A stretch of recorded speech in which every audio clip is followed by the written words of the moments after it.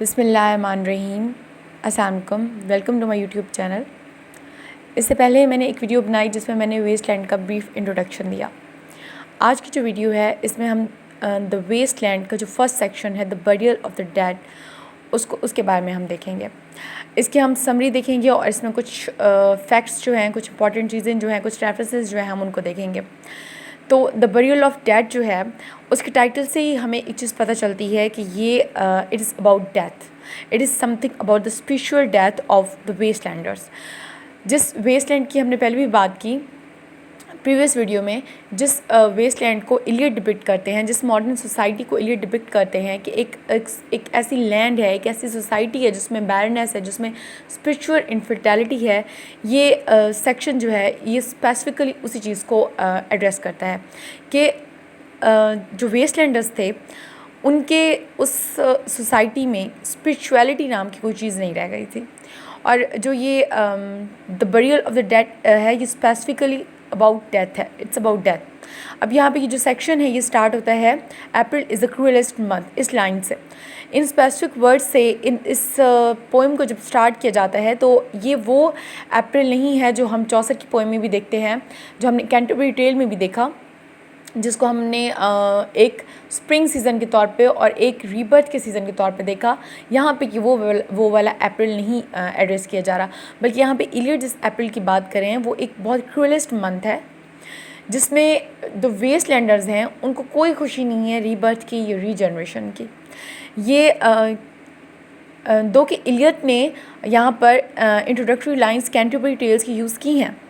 मगर यहाँ पर इसका वो अप्रैल से मीनिंग नहीं लिया जा सकता जिस अप्रैल का मतलब हम बाकी पोइट्स की पोइम्स में लेते हैं या जो हम कैंटरबरी टेल्स में लेते हैं। जैसे अप्रैल का मतलब होता है कि स्प्रिंग सीज़न आ गया और अब बहुत एक खुशी की बात है सोसाइटी के लिए कि अब एक जो है वो पत्ते जो झड़ चुके थे वो दोबारा से अब पत्ते लगेंगे, खिज़ां चली गई है और अब बाहर आ गई है। यहाँ पर ऐसा कोई इसका मतलब नहीं है, क्योंकि विंटर की हार्शनेस के बाद एक फुल विंटर हार्श सीज़न जो होता है उसके बाद जब अप्रैल आता है तो वो एक खुशी की चीज़ होती है।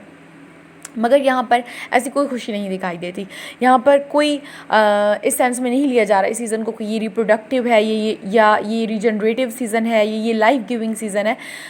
रादर ये सीज़न इस सेंस में लिया जा रहा है कि क्योंकि वहाँ के जो वेस्टलैंडर्स थे वहाँ उनको कोई खुशी नहीं थी कि एक कोई स्पिरिचुअल रीबर्थ भी किसी चीज़ का नाम है, तो वो इस सीज़न को भी इस सेंस में नहीं लेते थे। तो द बरियल ऑफ डेड में हम यही चीज़ देखेंगे कि जो एक रोबोटिक लोग वहाँ पर थे, जो वॉकिंग डेड बॉडीज़ थी, उनकी साउल्स जो थी, उनकी जो रूहें थी वो मर चुकी थी। इसमें हम इलियट की डार्क वर्ल्ड को एड्रेस करेंगे और जैसे कि हमने पहले भी देखा कि इसमें इलियट जो है वो शिफ्ट करता है डिसकनेक्टेड थॉट से, स्पीच से, इमेजेस से। तो ये चीज़ हम बरियल ऑफ द डेड में देखते हैं।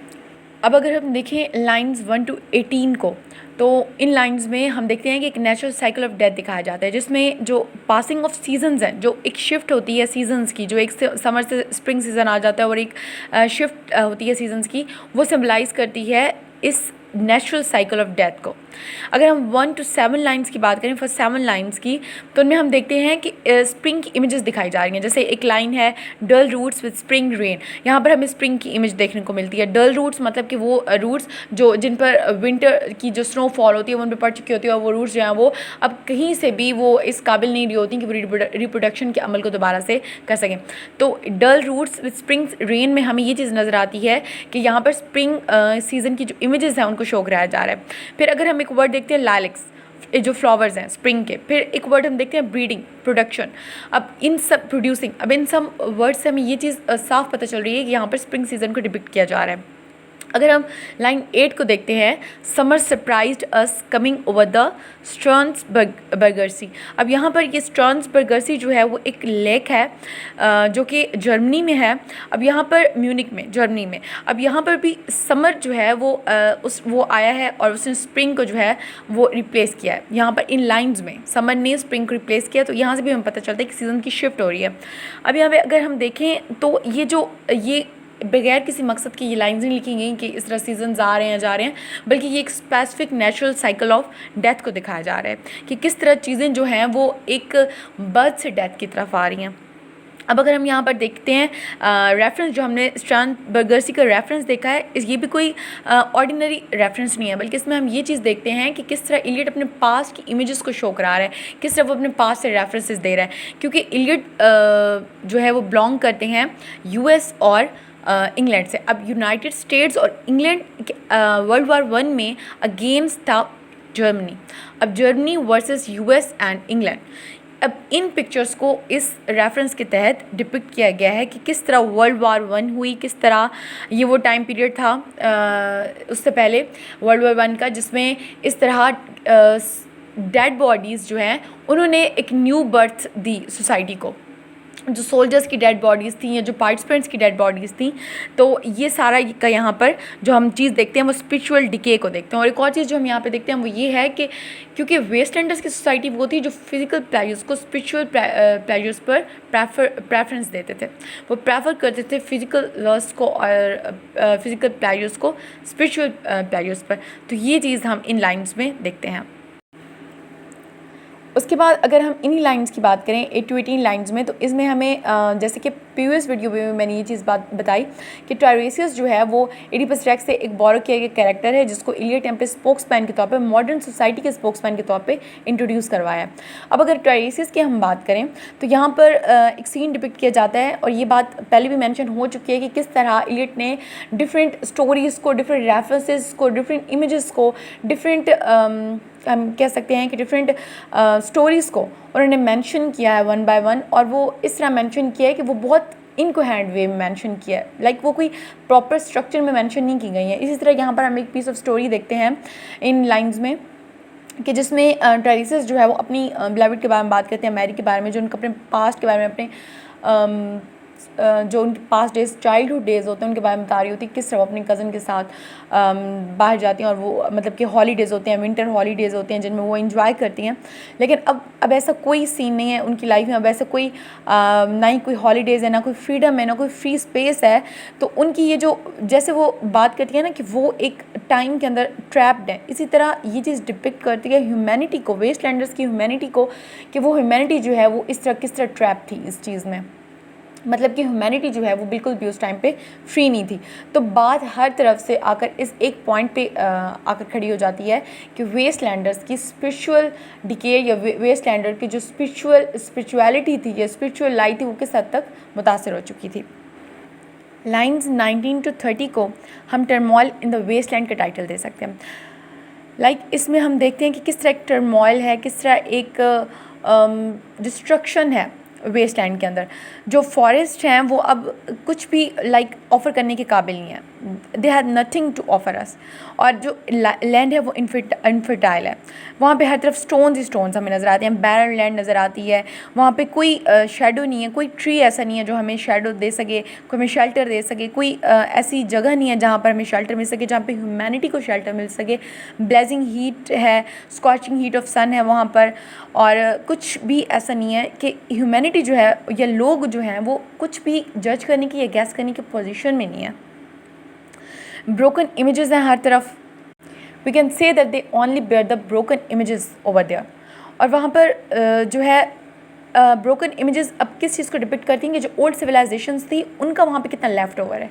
उन ओल्ड सिविलाइजेशंस के वहाँ पे कितनी छाप है जो नज़र आती है एक न्यू सोसाइटी को। और वहाँ पे क्रिकेट्स के इवन कुछ टाइम्स में डिपिक्ट किया गया है, कुछ टाइम में बताया गया कि क्रिकेट्स के जो सॉन्ग हैं उनकी भी कोई इवन अम्यूज़मेंट नहीं है लिसनर्स के लिए। और लैंड जो है वो बिल्कुल ड्राई है, कोई वाटर नहीं है। इवन यहाँ पे जो शेड की बात हो रही है, जो शेल्टर की बात हो रही है, ये शेड ऑफ फेथ है कि क्योंकि उनको स्पिरिचुअलिटी के लिए कोई फीड नहीं मिल रही है, उनको कोई ऐसी स्पिरिचुअल डाइट नहीं मिल रही है जिससे हम कह सकें कि उनको फेथ का शेड मिल रहा है। और दूसरी बात ये कि वहाँ पर जो इलियट सजेस्ट करते हैं वो ये चीज़ करते हैं कि अब एक वाहिद सूरत हमारे पास या सोसाइटी के पास जो है वो ये है कि आप रेड रॉक में शेल्टर लें। रेड रॉक यहाँ पे बेसिकली एक क्रिश्चियन चर्च को रेफ़र किया गया है कि अगर आप वर्चुअल जॉय चाहते हैं, अगर आप ह्यूमैनिटी को अगर शेल्टर की ज़रूरत है तो रेड रॉक को, जो कि एक क्रिश्चियन चर्च के लिए रेफ़र किया गया है, वहाँ पर अब आपको शेल्टर मिल सकता है। लाइन्स 31 to 42 ये करती हैं पोर्ट्रे गिल्टी लव को, जिसमें लाइन्स 31 to 34 में जो पोइट हैं Iliad, he reproduces a song sung by a sailor in the beginning of Wagner's Tristan and Isolde. ये यहाँ से वैगनर्स की ट्रिस्टन इज़ोल्डे से एक इनके कैरेक्टर्स हैं जिन यहाँ से एक रेफरेंस उन्होंने मेंशन किया है, जिसमें वो एक ह्यासिंथ जो गर्ल है, ह्यासिंथ गर्ल की वो एक उसकी उनकी जो एक जर्नी है उसको पोर्ट्रे करते हैं। और इसमें इस जो स्पेसिफिक उनके पैसेजेस हैं, ये जो स्पेसिफिक उनकी एक ये सेक्शन है, इसमें वो रीडर्स को एक वेस्टलैंड की तरफ, एक जर्नी जो है उसकी तरफ इनवाइट करते हैं कि वो रीडर्स को अपने साथ एक जर्नी, एक वेस्टलैंड की का टूर कराना चाहते हैं, जिसमें वो दिखाना चाहते हैं कि उनकी अपनी डिज़ायर क्या है और असल में वहाँ पे क्या एनवायरनमेंट है, जिसमें वो ये दिखाना चाहते हैं कि जिसमें कुछ लाइंस जिसमें वो बताते हैं कि जर्नी वहाँ पे जो है वो एक फ्रेश विंड जो है वो ब्लो कर रही है। ये चीज़ इंडिकेट करके इलियड की अपनी डिज़ायर को कि किस तरह वो दोबारा से रीजनरेशन चाहते हैं, किस तरह से वो स्पिरिचुअल इनफर्टिलिटी चाहते हैं दोबारा, स्पिरिचुअल फर्टिलिटी चाहते हैं दोबारा से उस लैंड में। तो ये पैसेजेस इस चीज़ को डिपिक्ट करते हैं। Lines 43 to 59। Now we come to a modern fortune teller, madame Sosostris. Madame Sosostris जो हैं वो एक मॉडर्न फॉर्चून टेलर हैं, जो एक हम कह सकते हैं कि गिफ्टेड मिस्टिक हैं with a wicked pack of cards, जो क्योंकि वो फॉर्चून टेलर हैं और वो उनके पास एक विकेड पैक ऑफ कार्ड्स है, 78 कार्ड्स होते हैं जिसको हम टायर पैक भी कहते हैं। अब क्योंकि वो उनका एक इलीगल प्रोफेशन है, इंग्लैंड में इलीगल प्रोफेशन समझा जाता है, और वो काफ़ी मास्टर हैं इस प्रोफेशन में और काफ़ी इंटेलिजेंट है, मगर अब इल हैं क्योंकि अब सिकनेस की तरफ, अब उनकी सिकनेस को डिपिक्ट किया गया है क्योंकि due to coldness over there. तो वो जो कार्ड्स उनके पास हैं वो बारी बारी कुछ कार्ड्स को रीड करती हैं, और उनकी ये कार्ड के अंदर भी कुछ रेफरेंसेस हैं, कुछ स्टोरीज़ हैं, और इन कार्ड्स को जब वो रीड कर रही होती हैं तो ये भी हमें एक again cycle of death, natural cycle of rebirth and death की तरफ ये हमें डिपिक्ट करता है इस चीज़ को। अब मैडम सोसोस्ट्रस जो कार्ड्स रीड करती हैं उनमें जो फर्स्ट वन होता है वो एक ड्रॉन फ्रनेशन सेलर का कार्ड होता है, जो कि एक फेयरफुल डिस्ट्रक्शन या डिस्ट्रक्टिव जर्नी को डिपिक्ट कर रहा होता है। जो सेकंड कार्ड वो लेकर आती हैं वो बेलाडोना का कार्ड होता है, बेलाडोना जिसको लेडी ऑफ रॉक भी कहा जाता है। थर्ड कार्ड जो वो लेकर आती हैं वो मैन विथ 3 स्टिक्स होता है, और जो फोर्थ कार्ड वो लेकर आती हैं वो एक व्हील का कार्ड होता है। उनका फिफ्थ कार्ड जो है वो 1 आइड मर्चेंट कार्ड होता है, और जो 6th कार्ड होता है वो ब्लैंक कार्ड होता है, जिसमें वो कुछ ऐसा बताती हैं कि merchant carries on his back something on his back. अब उसके बारे में वो कहती हैं कि वो इस चीज़ के लिए फॉरबिडन है, इस चीज़ के बताने के लिए, लाइक वो कहती हैं कि I am forbidden to tell कि उस 6 कार्ड में क्या चीज़ है। और अगेन वो फिर ये चीज़ कहती हैं कि उनके पास कोई ऐसा कार्ड नहीं है जो क्राइस्ट को डिपिक्ट करे, या जो जिसमें क्राइस्ट के बारे में कुछ हो, या जीसस क्राइस्ट का उनके पास कोई कार्ड नहीं है। ये चीज़ अगेन सिम्बलाइज़ करती है इस चीज़ को कि उन वहाँ उस सोसाइटी में उनके पास सब कुछ था, लेकिन उनके पास जो चीज़ नहीं थी वो उनके पास स्पिरिचुअलिटी नहीं थी। वो उनके पास हर तरह का फ्रीडम था, लेकिन उनके पास वो जो एक स्पिरिचुअलिटी जो वो एक क्रिश्चियनिटी के अंदर पना ले सकते थे, वो चीज़ उनके पास नहीं थी। और इन लाइंस में अब हमें जो नेचुरल साइकिल ऑफ डेथ है वो देखने को मिलता है। लाइंस हमारे पास हैं यहाँ पे 60 to 68। इन लाइंस में अनरियल सिटी लंदन के बारे में पोइट को पोर्ट्रे किया गया। पोइट ने उसमें बताया कि किस तरह एक रूटीन और एक टिपिकल स्केड्यूल के अकॉर्डिंग जो है वहाँ पे लाइव्स लोगों की गुजर रही होती हैं, कि लंदन ब्रिज को दिखाया गया कि वहाँ पे वॉकिंग डेड बॉडीज़ हैं, लाइक लोग चल तो रहे हैं, लोग अपने काम रूटीन के मुताबिक काम कर रहे हैं और अपनी ड्यूटीज़ परफॉर्म कर रहे हैं, लेकिन उनकी जो सोल्स हैं, उनकी जो इनर स्पिरिचुअलिटी है या इनर पीस है वो कहीं खो गया है, और वो उनके जो इनर सेटिस्फेक्शन है वो मर चुकी है। वो अपनी रूटीन मुताबिक अपने जो उनके डिफरेंट रूटीन वर्क्स होते हैं वो उनको परफॉर्म करते हैं, अपनी ड्यूटीज़ परफॉर्म करते हैं, लेकिन उनकी वो जो स्पिरिचुअलिटी है या उनकी वो जो एक पीसफुल लाइफ उनसे डिमांड करती है वो चीज़ उनके पास नहीं है। लाइक वहाँ पे जो ब्राउन फॉग को डिपिक्ट किया गया वो भी ये दिखाती है कि सिटी जो है वो पोल्यूटेड है, अब वो पोल्यूशन है उसमें, उसकी फॉग में पोल्यूशन है और उसमें वो प्योरिटी नहीं रही। लोगों में वो प्योरिटी नहीं रही। और इसमें लंदन ब्रिज को दिखाया जाता है, इसमें रोड किंग विलियम स्ट्रीट को दिखाया जाता है, और इसमें सेंट मैरी चर्च को दिखाया जाता है। और इसके बारे में राइटर बार बार यही चीज़ डिपिक्ट करता है कि किस तरह वहाँ पर वो एक अनरियल सिटी बन चुका है, कैसे वो एक सैड सिटी बन चुका है जिसमें एक रोबोटिक लाइफ गुजर रही है लोगों की, और उनकी कोई उनका इस तरफ रुझान नहीं है कि वो स्पिरिचुअलिटी की तरफ जाएँ या वो अपनी लाइफ को मज़ीद किस तरह बेहतर बना सकते हैं। तो ये उनकी टिपिकल रूटीन वर्क चल रहा है। फिर जब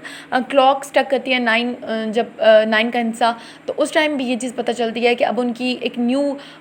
उसको स्टार्ट हो गया डे का, और अब वो दोबारा से फिर काम पे जाने लगे हैं। लेकिन उनका इस चीज़ की तरफ कोई माइंड सेट नहीं है कि उन्होंने अपनी सेटिस्फेक्शन के लिए, अपनी सेल्फ सेटिस्फेक्शन के लिए, अपनी स्पिरिचुअल लाइफ के लिए क्या कुछ करना है। लाइक उनकी फ़िज़िकल सेटिस्फेक्शन के लिए वो बहुत कुछ करते हैं, लेकिन उन्होंने अपनी स्पिरिचुअल सेटिस्फेक्शन के लिए क्या करना है, ये चीज़ उस सोसाइटी से ख़त्म हो चुकी है कम्प्लीटली। अब जब पोएम का ये जो सेक्शन है, the burial of the dead, ये जब अपनी एंड की तरफ जाता है, लाइन 69 to 76, इसमें स्टेटसन जो हैं उनके बारे में बताया जाता है, जो कि टायरेसियस स्पोक्समैन जो है, नैरेटर जो हैं, उनके फ्रेंड हैं। अब टायरेसियस अपने फ्रेंड को जब देखते हैं रैंडमली कहीं किस जगह पर, तो वो उनको कहते हैं कि तुम वही हो जिसे मैं मालाई की शिप्स पे मिला था। और वो उनको उनसे जायज़ा लेते हैं, उनसे कुछ क्वेश्चनिंग करते हैं कि उन डेड बॉडीज़ का क्या हुआ जो वहाँ पे गार्डन में दफनाई गई थी। यहाँ पर बेसिकली रेफरेंस जो जा रहा है वो प्यूनिक वार की तरफ जा रहा है, जो कि एक एंशिएंट बैटल थी। अब उसमें यही हुआ था कि सोल्जर्स की डेड बॉडीज़ को जब दफना दिया जाता है, तो बेसिकली नीचे बहुत सेक्रीफाइसेस होती हैं, ज़मीन के नीचे जो सोल्जर्स की डेड बॉडीज़ होती हैं। लेकिन जब ऊपर एक न्यू सोसाइटी आती है, तो जैसे हमें एक सीड को ज़मीन के नीचे दफनाया जाता है, और उससे फिर एक रीबर्थ होती है पौधों की, और एक न्यू जनरेशन आती है। तो same is the case with human beings, कि जब सोल्जर की डेड बॉडीज़ ने एक डेड बॉडीज़ हुई और उनको दफनाया गया, और फिर वो इसी चीज़ को बात करता है टायरेसियस के, वो गार्डन में जो डेड बॉडीज़ दफनाई गई थी, और फिर वहाँ पे वो डॉग का रेफरेंस देता है कि तुम उनको डॉग को तुम उन डेड बॉडीज़ के करीब ना आने देना, कि कहीं वो डिगअप ना कर दें उन सबको। तो यहाँ पर जब हम पहले देखते हैं, अगर हम अब हमें याद हो कि हमने जब स्टार्ट में बात की थी, तो हमने देखा था कि अप्रैल को क्रूएलेस्ट मंथ कहा जा रहा है। अब यहाँ पर चीज़ें जो हैं वो लिंक करना शुरू हो गई हैं कि किस तरह, क्यों अप्रैल को क्रूएलेस्ट मंथ कहा गया था, क्योंकि अप्रैल में जब रीन्यूअल हो रहा था, नोवेलिटी आ रही थी, रीजनरेशन हो रही थी, और एक रिप्रोडक्शन हो रही थी। तो वो किससे हो रही थी, ये अब हमें एंड पे पता चला है कि वो उन्हीं सोल्जर्स की डेड बॉडीज़ से हो रही थी। तो इसलिए वो चीज़ जो है वो पोइट के लिए कोई सेटिस्फैक्टरी चीज़ नहीं थी। अब इधर हम देखें अगर, तो यहाँ पर जो डेड बॉडीज़ हैं वो किसको अगेन डिपिक्ट करती हैं, वो इस चीज़ को डिपिक्ट करती हैं कि किस तरह से एक जो रीजनरेशन का प्रोसेस हो रहा है वो कितनी मुश्किल से हो रहा है, किस चीज़ों को दफनाया गया तो वो रीजनरेशन का प्रोसेस हो रहा है। अब अगर हम बात करें, यहाँ पर फ्रेजर की बुक से अगेन एक रेफरेंस लिया गया है कि सिविलाइजेशन जो है वो अब on the edge of destruction है। और यहाँ पर जो डॉग को दिखाया गया है वो भी यही चीज़ है कि डॉग डिपिक्ट करता है lack of meaning in life, कि लाइफ में कोई मीनिंग नहीं रह गया, और स्पिरिचुअल मीनिंग तो बिल्कुल नहीं रह गया। और कुछ क्रिटिक्स इस चीज़ को बिलीव करते हैं कि जो डॉग है, जब बात की जाती है कि आप डॉग को साइड पे कर दें, तो यहाँ पे डॉग जो है ये उन मॉडर्न फ़िलासफ़ी की तरफ पॉइंट आउट करता है, वो मॉडर्न फ़िलासफ़ीज़ जो मॉडर्न मैन के मेंटल ग्रोथ के लिए बहुत ज़्यादा हार्मफुल हैं, जो वैसे तो लग रही होती हैं कि ये एक फ्रेंड फ़िलासफ़ीज़ हैं जो हमारे लिए बहुत अच्छी हैं, जो हमारी ग्रोथ के लिए बहुत अच्छी हैं, लेकिन वो असल में बहुत हार्मफुल होती हैं मेंटल ग्रोथ के लिए। तो ये चीज़ यहाँ पर द बरियल ऑफ डेड में बताई गई है कि किस तरह एक नेचुरल साइकिल चलता है डेथ का, एक स्पिरिचुअल डिके का, द वेस्टलैंड के फर्स्ट सेक्शन में।